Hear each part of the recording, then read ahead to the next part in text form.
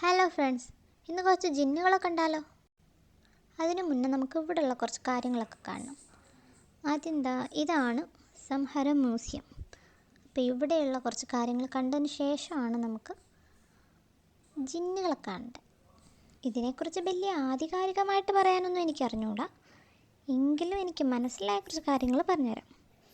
എൻ്റെ ഒരു നിഗമനം വെച്ചിട്ട് BC 3 നൂറ്റാണ്ടിന് മുമ്പുള്ള ഇവിടെ നടന്ന കുറച്ച് കാര്യങ്ങളാണ് ഒരു സ്ക്രീനിലൂടെ നമുക്ക് കാണിച്ചു തരുന്നത്.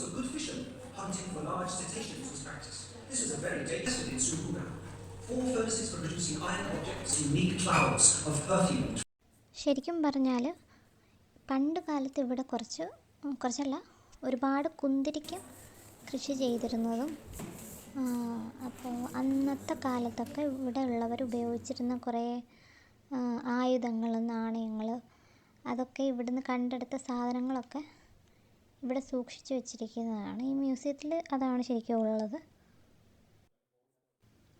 അപ്പം നിങ്ങൾ വിചാരിക്കുന്നുണ്ടാവും, പിന്നെ ഈ ജിന്നുകളെന്ന് പറഞ്ഞാൽ എന്താണെന്ന്.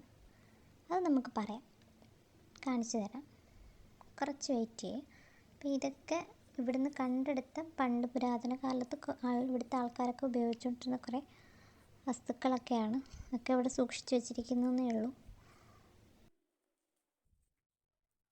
ശരിക്കും പറഞ്ഞാൽ ഇത് വലിയൊരു ഏരിയ തന്നെയാണ് കേട്ടോ. ഒരു 10-20 ഏക്കർ ഉണ്ടാവും. അത്ര വലിയൊരു സ്ഥലമാണ്. ചുറ്റും കുറേ ഇങ്ങനെ ഒരു കോട്ട പോലെയാണ് ഇവിടെ.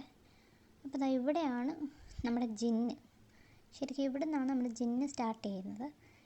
ഇത് സുലൈമാൻ നബിയുടെ കാലത്തോളം പഴക്കമുള്ള ഒരു സ്ഥലമാണിത്. അങ്ങനെ തന്നെയാണ് ഇപ്പോഴും ഇതിങ്ങനെ നിൽക്കുന്നതെന്നൊക്കെയാണ് അറിയുന്നത്.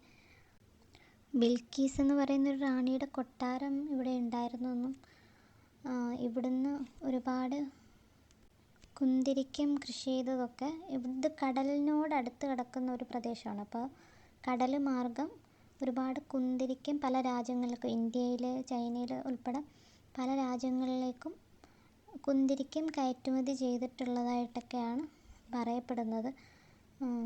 ഇതിനുള്ളിലൊരു കിണറുണ്ട്. ശരിക്കും ഈ ഒരു ഏരിയയിൽ ജിന്നുകളുണ്ട് എന്ന് ഇവിടെയുള്ള അറബികളുടെ ഇടയിലൊരു സംസാരമുണ്ട്. അതാണ് ശരിക്കും ഇവിടെ ജിന്നുണ്ട് എന്ന് ആൾക്കാർ പറയുന്നത്.